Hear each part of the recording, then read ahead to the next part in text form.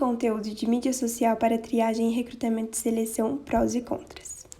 O artigo que iremos falar nesse vídeo é o mais citado da base Scopus quando inseridas as palavras-chave mídia social, recrutamento e privacidade, juntamente com os filtros de artigo, negócio, gestão e contabilidade flegados. Provavelmente você já ouviu falar sobre a utilização de redes sociais em um contexto de recrutamento e seleção, mas você sabe me dizer se essa é uma prática correta ou não? Bom, foi por isso que nós escolhemos esse artigo. Primeiramente, vamos responder a pergunta: qual o tema que o artigo aborda? Bom, como já dito anteriormente, o tema principal tratado no artigo é a utilização de redes sociais para o processo de seleção de candidatos.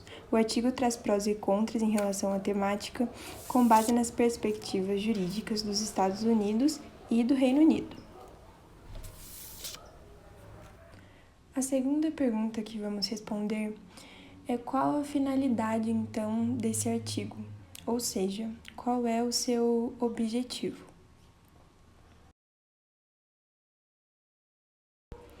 O principal objetivo desse artigo é apresentar aos leitores argumentos e fundamentos a favor e contra da utilização de redes sociais no processo de recrutamento e seleção, trazendo também questões éticas, legais e também orientações a respeito da privacidade dos candidatos ou funcionários. A terceira pergunta é a respeito de qual foi a motivação para a elaboração desse artigo, ou seja, qual é a sua justificativa. A justificativa para a elaboração desse artigo é a análise de quais são os pontos positivos e também quais são os pontos negativos da utilização dos conteúdos de mídias sociais como método de triagem no recrutamento e seleção. Na quarta pergunta, veremos quais são os principais conceitos da fundamentação teórica. Veremos um pouquinho mais a respeito dos conceitos de quadros legais e orientações, de acordo com o Código Laboral da Califórnia e também com o CEPID. E veremos também um pouco sobre o conceito do uso de informações nas redes sociais. Em termos jurídicos, é citado o artigo 980 do Código Laboral de 2013 da Califórnia. Esse artigo proíbe empregadores de exigir aos funcionários ou candidatos uma palavra-passe para efeitos de acessar redes sociais pessoais. Também é citado o CIPID, uma comunidade online do Reino Unido em que são realizados debates acerca de conteúdos profissionais. Eles recomendam que a utilização da mídia social no contexto de recrutamento e seleção deve ser feita com cautela, pois a triagem de qualquer atividade online é considerada antiética. Aplica-se a teoria da troca citada por Peter Blau em seu livro Troca e Poder na Vida Social, em um contexto de troca de informação a fim de obter uma recompensa, como uma nomeação no caso da seleção. O quinto questionamento é em relação ao objeto de estudo, ou seja, qual foi o objeto de estudo desse artigo? O objeto de estudo é a relação entre as redes sociais e o processo de seleção de candidatos e suas complexidades. A sexta pergunta é: quais os principais resultados obtidos? Logo no início do artigo, temos a informação de que não há uma resposta definitiva se as redes sociais são ou não úteis para recrutamento e seleção. Entretanto, podemos ver que o artigo busca transmitir uma orientação e não um resultado concreto. Ele instrui como a utilização das redes sociais tem aumentado a cada dia, e a tendência é que os recrutadores se aproveitem mais disso. No entanto, eles utilizam uma revista publicada em 2014 a respeito de redes sociais, responsabilidade de gestão e direitos dos funcionários, onde é recomendado que essa prática seja realizada com cautela para que não haja discriminação e preconceito, visto que as informações acessíveis em redes sociais geralmente são a respeito de idade, orientação sexual, atividade política, filiação religiosa e que também podem apresentar verdades ocultas ou não reveladas.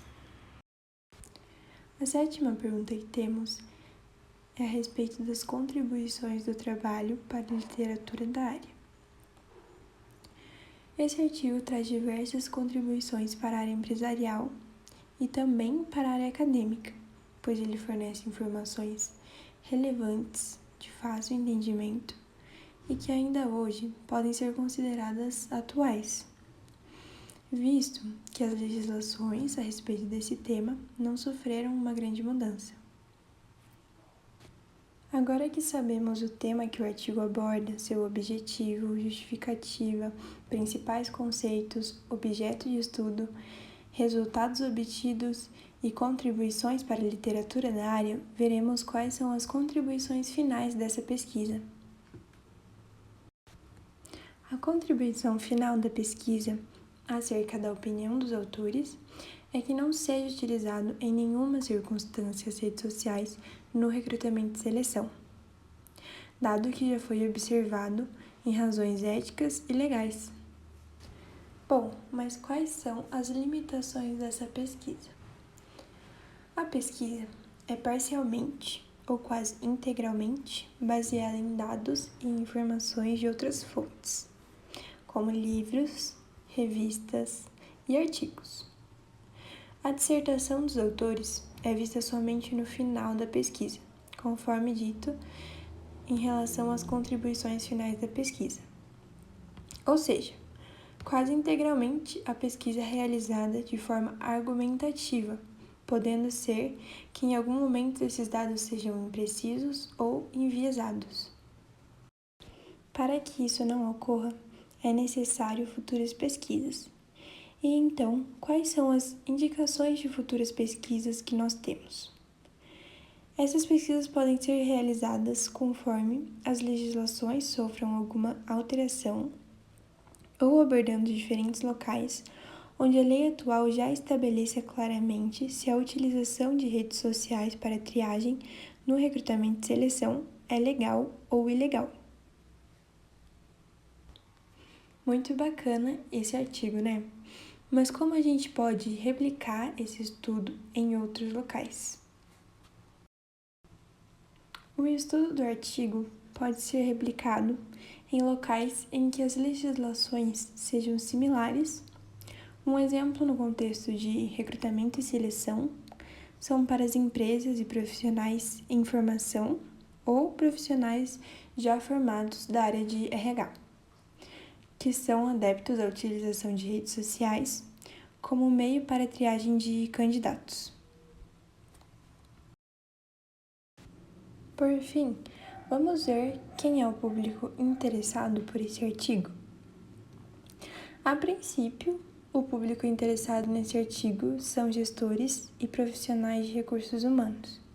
Entretanto, pode também interessar a pessoas que querem se candidatar a uma vaga de trabalho ou que pretendem transformar suas redes sociais em um perfil mais profissional, pois agora elas sabem que mesmo que seja uma prática antiética, não é algo que a lei o proíbe. Esse programa é desenvolvido por professora Fernanda Salvador Alves e alunos cursantes do Laboratório Extensionista 3 do primeiro semestre de 2024.